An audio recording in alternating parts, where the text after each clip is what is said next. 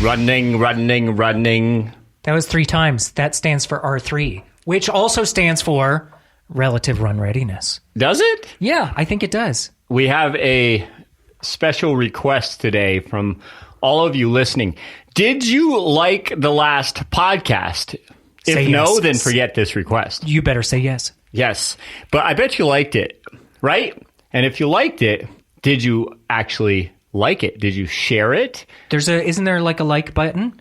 Can't you heart it or something? I don't know. Can you? I don't know. I don't know these things. Do it. I think so. Yeah. But you can share the podcast with your friends who probably would like it too. Be nice to your friends. Share this podcast. Yeah, man. So we are asking, we want to grow, right? And we are actually, well, I guess I should say, first of all, thank you to everybody because our podcast downloads doubled last month. Yeah, it's crazy. Doubled, which means that now We went 4 from one people to like two. us Yeah, instead of 2. But no, we're really excited about that, guys. Which means that people like the rebranding. People like the fact that we were focusing now on running. And yes, we initially, what was it, December? We lost listeners initially. We took a little time off. Yeah, because some people were saying, hey, they're going to switch over to just talking about running, and that's not really something I'm as interested in, and that's fine. But it tells us we made the right move, and also because obviously people must be sharing us to some extent if we have doubled the downloads, but then also looking at our reviews and what people write about us in our reviews. We would like to see that we get some new reviews in, and I certainly appreciate it if you take the time to do that. So write a review if you haven't before. We would really appreciate it. You'd be surprised at how far that goes. So that's all I got to say about that. And we want to also introduce Mr. Bill Rodgers to the show. Bill Rodgers. Hello, everyone. 4 Boston Marathons, 4 New York Marathons, 2 Los Angeles Marathons is what another guy won. But your name is also Bill Rodgers. Which was great as a runner in the 80s, because every time I raced, woohoo, I beat Bill Rodgers today. Yeah, that's right. Oh, no. You're the Bill Rodgers that everyone beat, huh? Right. Oh, that's sad. Right. So, But now. So what we're going to do today is talk with a little bit more experience, a guy who's been doing this program with Relative Run Readiness. We have Bill, who's been working through some of his progressions in the last 6 weeks or so. We've made a lot of progress, but he brought up some good points to me. I thought we could talk about it today because there's a lot of you out there going, little aha moments, I think. And he said something brilliant to me the other day. We were talking about our rate of perceived effort and how that correlates in conditioning more so. Because I know that when it comes to our experiences, it's all a little bit different how we perceive things. And so Bill said the exertion of strength is equivalent to endurance when it comes to your rate of perceived effort. So we want to talk about that a little bit. Say that again. Well, I'll have Bill talk about it a little bit. Give us your quote again. What was that quote? The rate of perceived effort during strength should be equated to rate of perceived effort during endurance, so that when you accumulate perceived effort, you should count both equally because you're accumulating it over a period of time. So what does that really mean? Let's break this down a little bit. What is hard versus what is easy? So I like to put it in a 1 to 10 scale, right? So 1 being, hey, you could do this forever and ever and ever. And then 10 is, I cannot hang on for 1 more second or 1 more rep in this, right? So is your perceived effort really matching up, right? So first of all, kind of gun to your head scenario. What I talk about, especially when it comes to doing, let's say, reps. So if somebody does 10 reps of something and they say, yeah, that was a 10 for me, I could not have done another rep. Okay, but gun to your head, can you squeeze out a couple more reps? And really, in reality, they probably could have even squeezed out 3 or 4 more reps. Now, to me, that comes with a little bit of experience too. As as you get more confident in the movements, as you become more efficient in the movements, then you probably are a little bit closer to your actual reps and reserves or your rate of perceived effort. But newer athletes tend to rate themselves a little bit higher oftentimes when it comes to strength training, like saying, hey, that was a 10 for me, or that was an 8 for me. And really, they had several reps left. They just don't realize it because they don't have the experience yet. But when it comes to the conditioning side of things, I think this is where it gets pretty interesting, because what you love to do versus maybe what you know that you should be doing. In other words, I'm going to do the strength training so that it gives me better capabilities and capacities for my running goals. But what I love to do is running. So when it comes to that, I think that athletes are much closer to their rate of perceived effort. And a lot of what you just said, we covered in our last podcast, which was about rate of perceived effort and reps in reserve. And I think that you're right, that transition over into how does this apply to my running and my endurance. Bill, you made that connection because you are not only a partner in this business, you are also a client in this business. And so I'm interested in how you came to the statement that you came to, how you came to connect those dots in your own training and in your own body. Well, for instance, Matt and I had a discussion today about, wow, we're feeling last Saturday's workout. It's about capturing the effort you had over the week and making sure you don't overtrain and you train at the proper optimal level. And you only increase that at certain increments, say 10% a week. So for instance, Matt came in this morning and says, my hamstrings are sore from those hill sprints. And, it's easy to quantify hill sprints as a perceived effort. And I came in and said, I went on a bike ride yesterday and man, my back was feeling those hip thrusters. Now, normally we wouldn't quantify the hip thruster as a perceived effort drill. However, it needs to all be captured in a bucket so something we're missing doesn't force us to overtrain.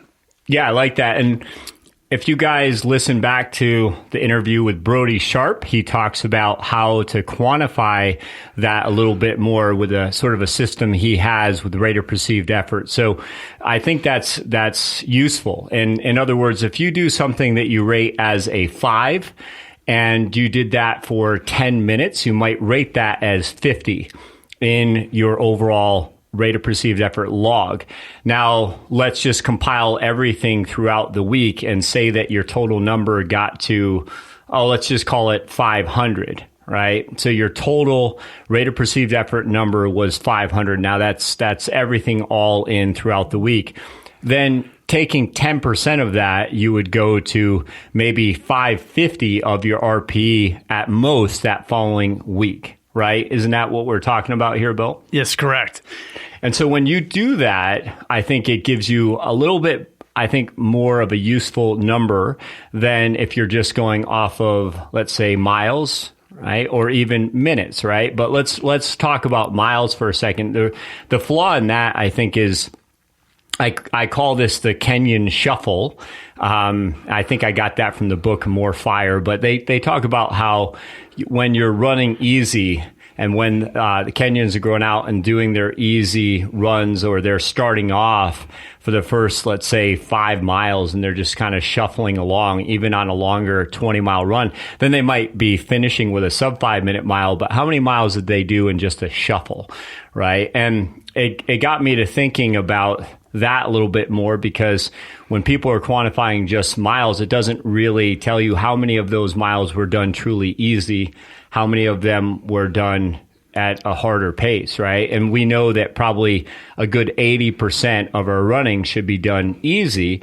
But running with you, when we run easy, we've had to kind of learn that, right, Bill? Like I would say, Correct. Hey, you're starting to run ahead of me. You're starting to run faster than me for an easy pace. And yet we know that if you and I were to go head to head in a race, that I'm going to be a bit faster, right?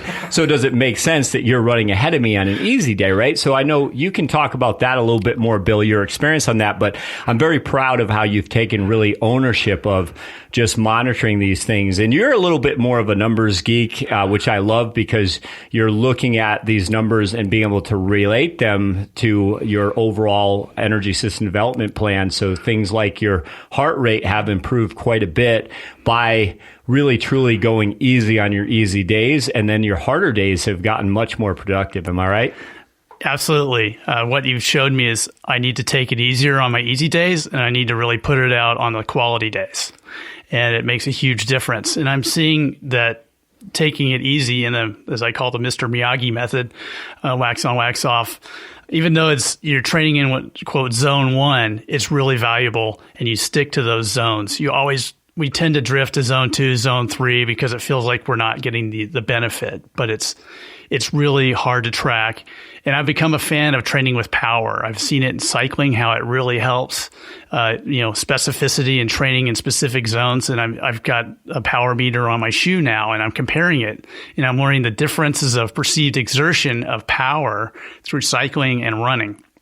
So running, you actually exert more power, as I see it, than you realize compared to cycling. So you want to really throttle down your cycling rides in perceived effort so that you don't get the idea you're overtraining when really you're not. And I'm able to quantify that in my own mind to track total watts produced over a period of time, which I think eventually that's the future. I think that's interesting because a lot of runners do a lot of cross training with cycling. And I know that that's something that we have you doing quite a bit. So it's important to get those numbers right. Yeah, I think what's really interesting about what you just said, Bill, is my takeaway as someone who doesn't train the way that you guys train. And, even at my running in my top form years ago now, I mean, I don't know that I really had the concept of you need to take it easy, really easy on your easy days, so that when you do get to those quality days, that it is you are able to match up your perceived effort with what you're trying to accomplish, because you need that variability. It can't be, you don't want to be stuck in the middle 3 zones when really what you want is the bottom zone and the top zone. Right. And every time we have a podcast, it gives me an idea for another podcast, right? So I have these breathing methods that I like to use for the easier runs, especially for walking, for easier runs. And I do think that if you're breathing with the methods we talk about, so for example, going easy would be breathing out for 4 steps, breathing in for 3 steps. Now, in the beginning, it's a little bit tough to get used to that. And you can talk on that a little bit, Bill, but what I've found is as we start to run faster and we start to work more towards our thresholds and our intervals, those kind of things, then we want that to be more automatic. But I think that for especially easy runs, it can be really useful to get used to that sort of a pattern, which also, lo and behold, keeps your heart rate in the zone you want it. And we found that matches up really well. And that's where I think, okay, we can call it the Kenyan Shuffle, but essentially what we're doing is we're being humble on those days. And we're even realizing that if I try to run up this hill right now, for example, then I'm going to lose my breathing pattern. And that on that particular day, it's not that you can't run up that hill with a little bit of a harder effort, but that's not the design for that day. And you happen to, say, live in a neighborhood where the first thing to do is to run up a hill, right? And so we have to control those factors a little bit more. So if we're walking up that hill and we're maintaining our 4-3 and our heart rate stays in its zone, then we can truly call it a recovery day still, right? Correct. And you've taught me through running and controlled breathing, I can actually reduce my pulse rate when I forget to breathe. And especially in cycling, you're just zoning out, you're not thinking about it, and you notice your pulse is elevating. If you start doing the 3-2 breathing and forceful exhalation, the pulse drops. So it's critical, and it's helped me in hill running. It helps you coordinate your core for strength, and it's just been a win-win with breathing and perceived effort. Oh, beautiful. Yeah. I think of the cycling as being kind of like, for me, it's like it's hammer time, right? Yeah. And I just tend to hammer a little bit more, be a little bit more quad dominant, et cetera. And I don't think that's necessarily a bad thing, but I put more power into my cycling than I realized. And when I started to cycle with you, I started to work on just kind of taking it easy a little bit more, controlling my breathing patterns that way. So it's been kind of fun to learn to really use that cross training day effectively, because it does it again. It comes back to the initial conversation of it goes towards that energy tank, right? And there's only so far we want to fill that glass, and how many cross training days were harder than they should have been, right? Or for that matter, though, when you decide that you're going to, say, mix a day and you do what I call nice work, which is non-impact cardio exercise. So you could have something like cycling that could get you the rest of the way. So let's say that you're going to do some threshold work or some interval work, but you're not all the way there yet. Maybe you're dealing with a niggle, or maybe there is something that is interrupting the training so that you can't get through, let's say, your total volume that you wanted to hit. But if you jump on the bike and then you repeat the stimulus for those threshold or interval sessions, you're going to be able to follow through with non-impact. But now what you said to me is interesting, is that's a different variable on the bike. You have to work it a little differently because it takes a lot more to get your heart rate higher, for example, right? Correct. Yeah, you do. And also perceived effort. I find that controlling your exercise through perceived effort, taking the easy days easy and doing the really tough quality workouts, going all out, I'm able to get more consistency in the number of days I train. Right. Now, Chad, with somebody like you, though, going into the programming that you're doing now and then hopefully getting into some variables like mountain running and things like this. I'm not running. You're gonna have to pace me if you're gonna come and crew me on these ultra runs. All right. So we're gonna make you do it whether you like it or not. Welcome to the show. Ultra runners walk uphill. That's right. It's funny because Chad's obviously a very important part of our program. And what I love about it, guys, if you haven't figured this out so far, is Chad, he is one of those guys that he will, I think, adapt really well and quickly to different training programs. And sure, he might not have the love for running innately like Bill and I do, but I think you are really learning to enjoy the process. And then that bug starts to enter you a little bit more and more. And slowly, before you know it, I think you start to enjoy these kind of efforts, right? Yeah. We've talked about this before. I don't have an innate love for running, but years ago when we were running together, I did come to love it and enjoy it. And there was the social aspect of it, because while running is an individual sport most of the time you're also running with other people, Mm-hmm. And so there's the social aspect of the training part of it, the social aspect of the performance or racing part of it. And I think that can bring a lot of people together for sure. The other thing that I really love about it, especially when you're talking about the trail running, is you're running through some beautiful country that normally most people don't get to. If you're just hiking, you might not get to that spot, or something like that. But yeah, I end up liking it, and I hate you for it. So we're just gonna sum this up with, I'm going to give my interpretation, and I think it'd be fun if we gave our interpretations on this, but exertion of strength is equivalent to endurance, right? So that's what we started with. So I'm going to tell you part of what this means to me. And the way I think of it is this: oftentimes with runners, they might be just kind of going through the motions when it comes to their protocol and their strength training, and not necessarily putting as much perceived effort into that, right? But when it comes to their running, their easy runs maybe are a little bit harder because they love it and they get excited and they go out there and they don't feel as much discomfort because they're enjoying themselves so much, right? Whereas they feel more discomfort with the weights or with the mechanical loading.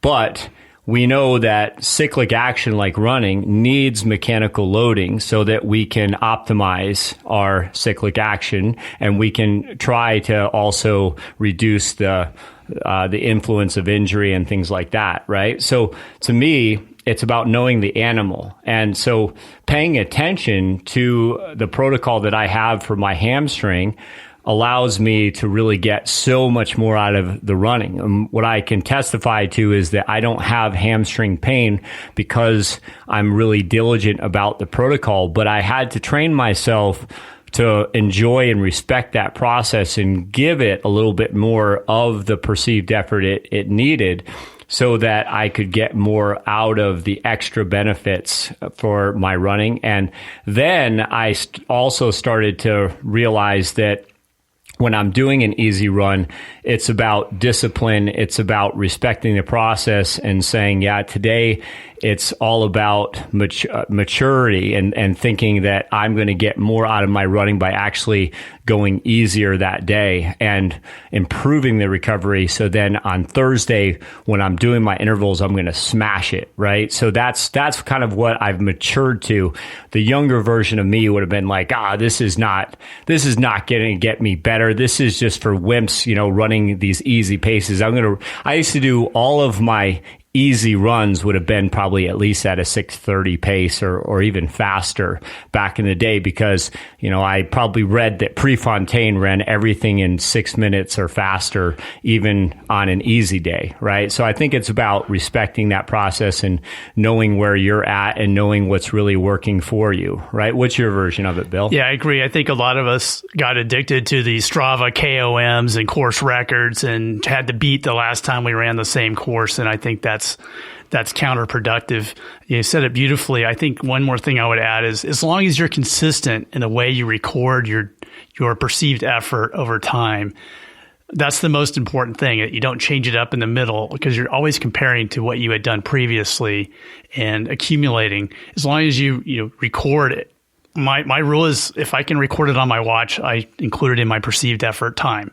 If I can track it on during a day, I will record it. But as long as I do that the next week and the next week and the next week and keep the same method of recording it, it's useful to me. Right. And what I love about someone like you too is we started off this 2021 year with power walking and doing a 15-minute power walk course, which you ended up annihilating your results between your first day and then into the last testing day we did on it. And you took it seriously. And then that is showing up now in your threshold training and in your intervals. And I would say that for me, I look back at a course I used to run. It takes me an hour, so I considered it to be a good kind of threshold testing type of course for me. And with doing this type of a system where my intensity days are far more spread apart, and I'm doing a good amount of accumulation and consistency, but that course I ran almost as fast as my best times, but without putting any more perceived effort into it. I think that is key, that I recognize that I'm recovering that much better, and it actually felt easier to me to run this course in almost my fastest time. So it's working. I second that emotion. All right. So, folks, I hope you enjoyed this podcast with the lovely and talented Matthew Pendola and the fantastic and insouciant Bill Rodgers. Please, if you do enjoy this, share it, like it. Also go on to our Instagram or our YouTube or our Facebook at Pendola Project, Pendola, or find us on the web at pendolaproject.com and sign up for things and buy our online programs and support us in any way you like. We would enjoy it. Thanks for listening, guys. That's my truth.